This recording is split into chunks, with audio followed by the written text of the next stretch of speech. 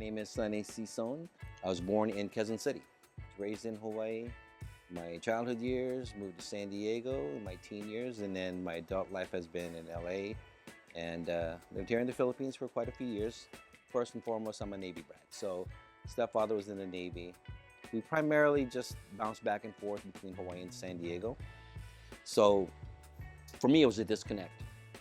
There wasn't as much, how could I say, Filipino pride as opposed to Hawaiian pride or island pride.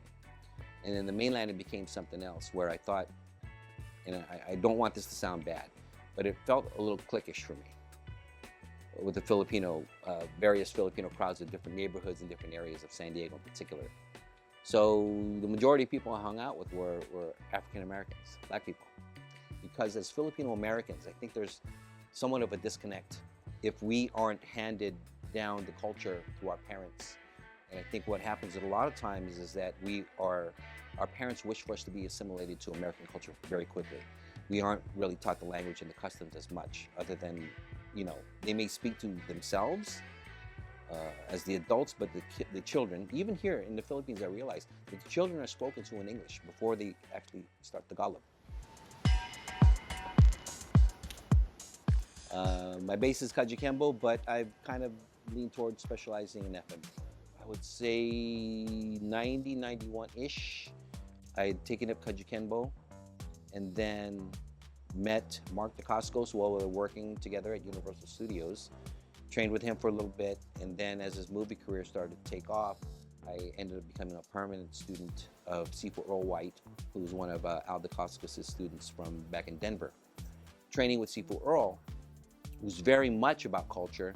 His wife is Mexican, so his kids are half Mexican, half Black. He told me when we, in Kajukenbo, we're already a mixed system. So we have the Filipino stuff in there. And while we weren't heavy into it in terms of purity or specificity of a style, because we blend anyway, he said, this is your heritage, your culture. It's probably just natural for you to do it, and he was right. He said, don't turn your back on your own culture. You'll learn so much about it. And he was right, because I also got involved with a play called Heart of the Sun.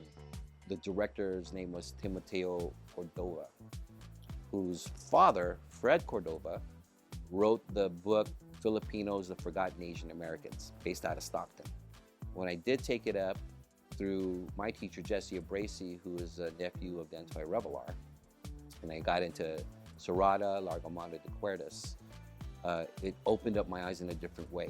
So Stockton being the, if you will, the mecca initially of FMA, there was a lot of rich history there that I got to know the various groups through Dentoy's system, because he was as I understand it, he was the first to blend the Serrada system from Angel Cabales, the Bahalana system from Leo Huron, and the Decuerdas system from Gilbertino. So the whole Stockton thing is a pretty unique culture in and of itself, and FMA is super, super, super strong there. From there, I stuck with S.L.D for quite a while, but I had so many friends that were in Grodan school, or at the time Richard Castillo school, that the information that we would change it with each other.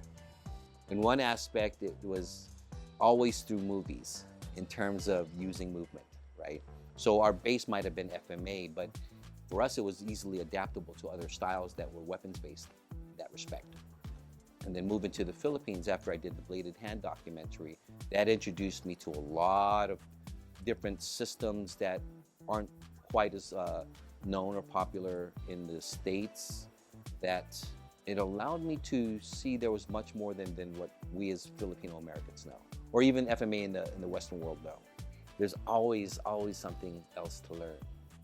And that's something I have this thing about people who claim Pinoy pride, but what are you really proud of? Aside from association just because you're a Filipino, where's your true connection to it? Is your spirit connected to it? And that's what I feel when I do FMA. Because with Den, I just met him just a few times. So whatever was absorbed through Den, I got from Jesse. And Jesse also has a dance background. He's an artist.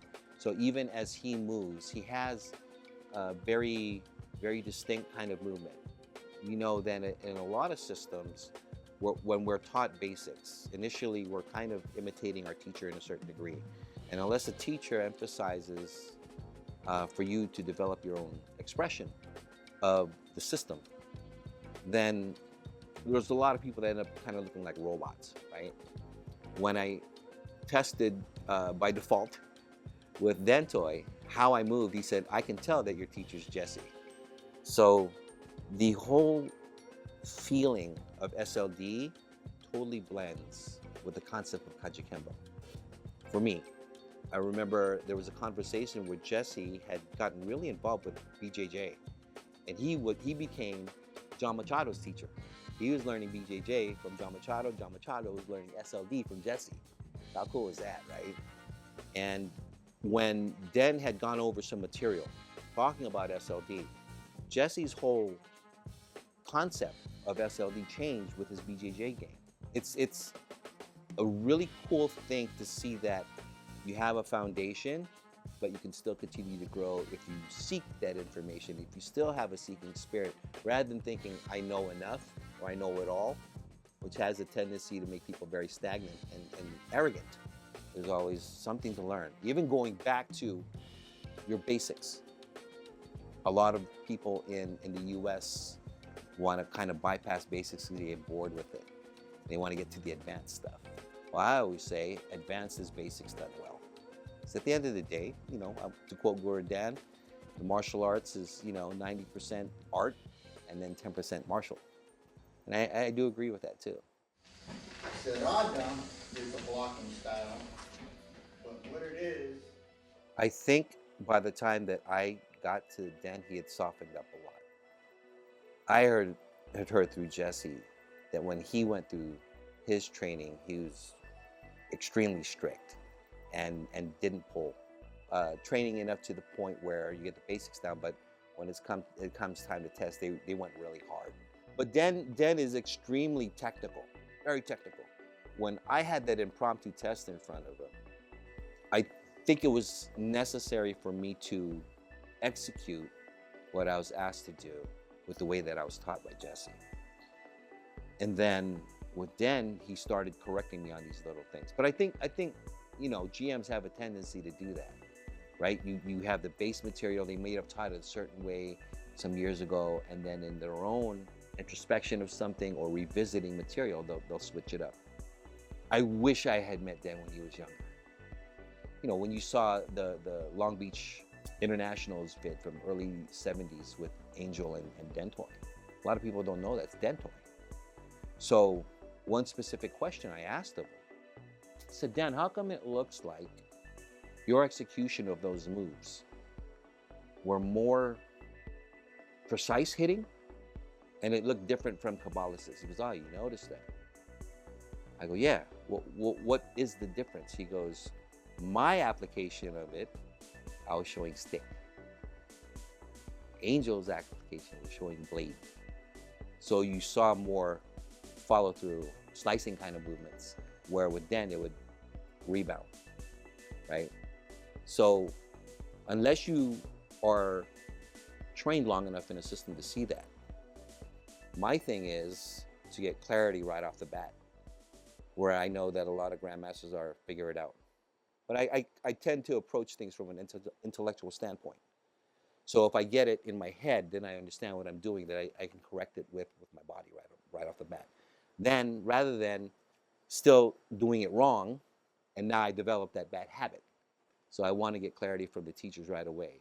Is this a definitive thing?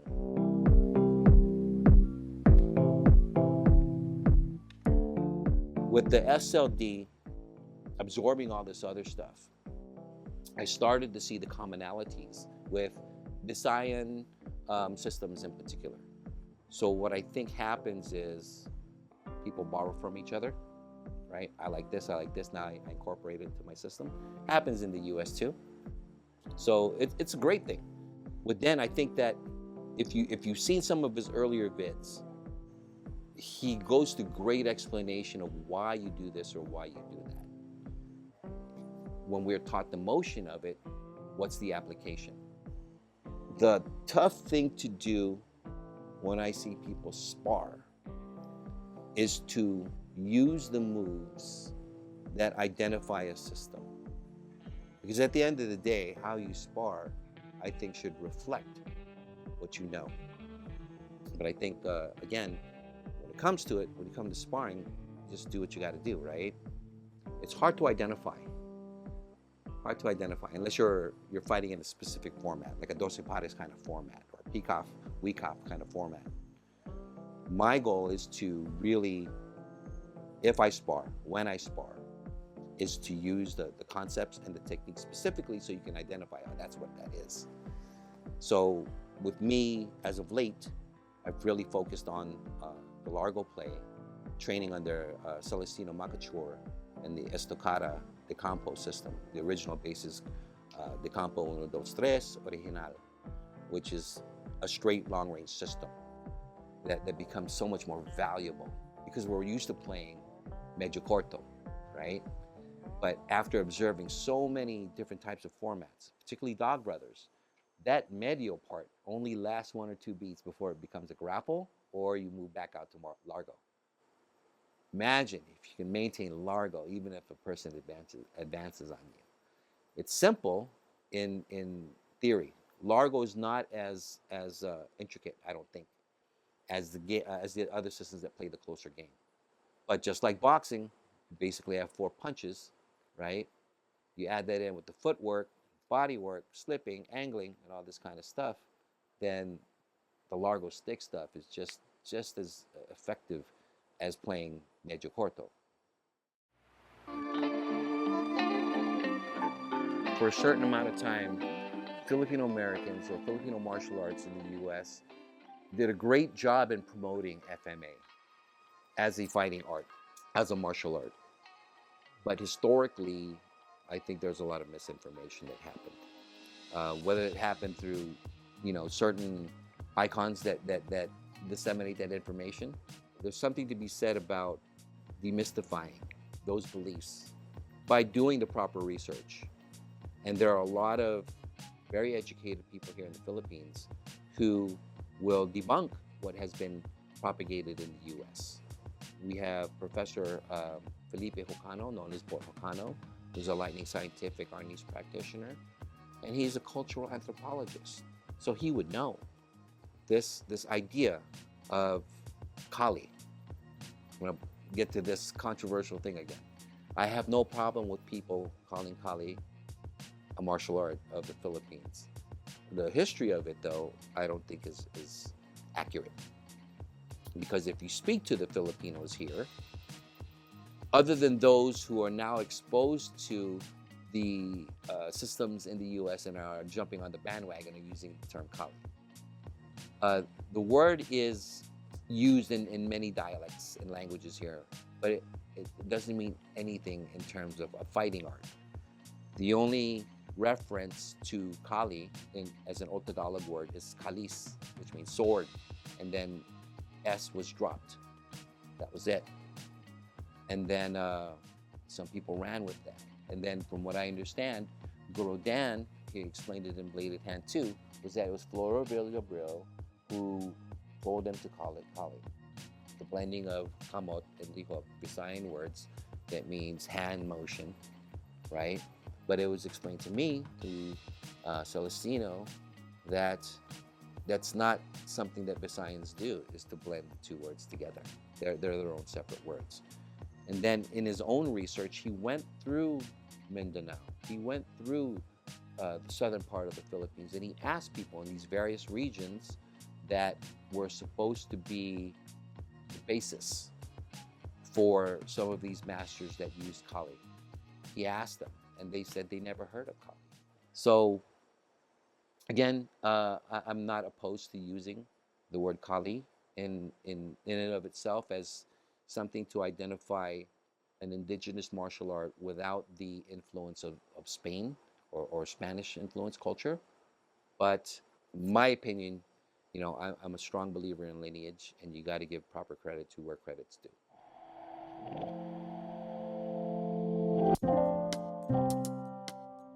This is kind of accidental. I was going to Cal State Northridge. I was an art major, focusing on illustration. I thought if I did get into the industry, the most I would be involved in would be like doing movie posters, you know. I had no intention of getting into the movie industry, but just through certain connections that I had with work while I was going to school, I ended up working at Universal Studios in the Conan stunt show. Still didn't have any interest in other than that as a job. I was still going to school, but I think something that happens with all of us, things that we were interested in as children or teens, will come back into play, you know, whatever those passions are. I just ended up working so much in so many different aspects of entertainment industry through the encouragement of other people. I went and found an agent, and within a span of 2 years, I ended up working with Michael Jackson. Right place, right time, all these kinds of things.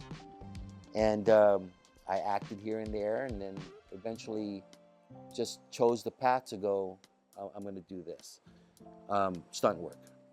And I actually, just to give an example, Walter Jones, the original Black Ranger from Mighty Morphin, was also working at Universal Studios. He was up there at the time, I think, working on the Wild West stunt show and the Beetlejuice show. One night, Walter and I are just cruising around Hollywood, and he goes, hey, I just did this pilot. It's like these costume superheroes that do, you know, martial arts stuff, and I think it comes from Japan. And I told him, well, in Hawaii, we grew up watching that stuff. And he told me that the pilot got picked up. Hey, you want to come work? And I'm like, nah, I'm out there auditioning, you know, doing the acting thing or the dancing thing. Maybe about a year later, my friend Danny Wayne, who was Walter's roommate and was already working on Rangers, had said, hey, I got this action movie to do. If you want to come and play a Mongol warrior. Just by chance, like, yeah, I'm down to do that. So I met Jeff Pruitt, who was at the time the stunt coordinator for Power Rangers. So after doing that movie, he just said, hey, you want to come work on Power Rangers? And I said, yeah, sure.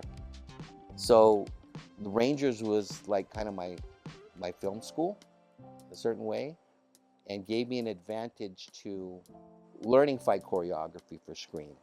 From there, it just kind of extended out to working with people in the industry, which led me to thinking, what can I do for my own culture now, right? So Chinese were coming up, Japanese were coming up, Filipinos were still invisible in the industry. And I thought to myself, especially after watching Tony Jaa's movies, man, you know, how come no one's doing anything for the Philippines? How come there's no definitive FMA movie that's at least coming out of this country that is globally accepted and praised? So after Tony Jaa's movies, The Raid comes out, right? Now it's a big thing for Silat. Still no FMA. And just by chance, having worked with a director who just came out of film school, is Filipino, did his movie short, and then about a year and a half later, he just calls me up and goes, hey, I'm in the Philippines, I got a big movie, would love for you to come over and do the choreo for it, and stunt coordinate it. And it kind of stuck where Robin Padilla really gave me such an incentive, where he says, we got to catch up with the rest of the world. We're kind of stuck in a time warp, with stuff being still done from the 90s to earlier, and we don't have the experience to do what you guys are doing in Hollywood. So that really motivated me even more. Several contacts, friends. I've been able to work with Eric Mati, who I believe is one of the best directors that I've worked with, not just in the Philippines, but directors just in general. So I did Buy Bust with him. Pedring Lopez, I worked with him on 2 movies. And in all these instances, they really emphasized to use FMA. So that's where I am now. I think my goal is to transition to, I didn't want to direct. Action director is fine. But then I realized that I need to take it upon myself to direct and produce if I want to get this done. Because if I'm going to wait for somebody else to do it, who knows how long that may take to do.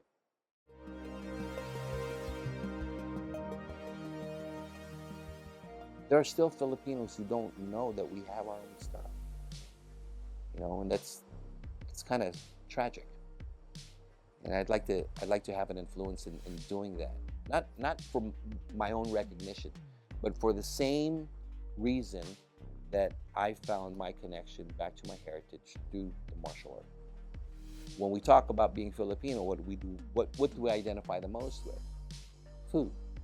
I know there's been a big push in the gourmet world to introduce Filipino cuisine as something that is just as valid as Japanese, Thai, or Chinese food. And I think it's getting there, right? I just love to do it. I would just like to do it through the martial arts aspect.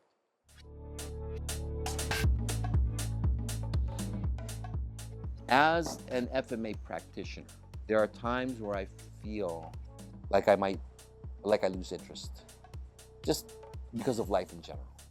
But then when someone knows that I do practice, and they are sincerely interested to learn, it wakes something up in me to want to train with them. My students in Hawaii were very much like that. And I tell people, you can use it for whatever purpose you want to do it. I used to be that hardcore guy, you know, this is what you need to do it for. I'm like, you know, if you do it on your own accord. So however deep you want to get into it, it's up to you. If you just want to use it for exercise, it's up to you. So where the FMA is concerned, getting involved with events like Russian House, I think is an extremely valuable experience in meeting people, sharing. And in terms of the entertainment industry, eventually I will just love to produce movies. So part of my goal in terms of entertainment is to give Filipinos more exposure through the projects that I would love to be involved in, whether I'm creating it or I'm jumping aboard with other people to push it. Because I think with that we're still hidden. We're playing everything else but Filipino. And I think that's sad when we've had so much influence and culture in America in many different ways. And we don't see that enough. We ask for inclusion, but at the end of the day, if we wait for Hollywood to do it, how long is that going to take? We got to take it upon ourselves to make that happen. I look at you pushing FMA Pulse. That's cool, because I see your vids and I watch the vids, right? Sometimes something in me goes, when I'm watching the vids, but I'm just like, shut up, just watch, right? Because my own experience sometimes gets in my way of being open-minded to what's being told, because I have different information. That doesn't mean that yours is any less valid. And I think that that's something that is deeply ingrained in Filipinos to, I don't want to say backstab each other or crab mentality each other, but rather than push each other, there's a certain thing like that gets in between us being a very united kind of people. And FMA, I think, is at the top of that list. Not that any one style is better than the other, but it's the personality clashes and the politics of everything that gets in the way of promoting the art to make it acceptable for people to see that there's a unity in it. So if I am a bitter teacher, you're going to get that energy if you're my student. Now you're arrogant about it. My teacher knows this, and no, you're wrong because that's not what my teacher told me. And I think that needs to stop. We have to identify what Pinoy pride really means. And I think that's a start, is that we all push each other up instead of trying to pull each other down.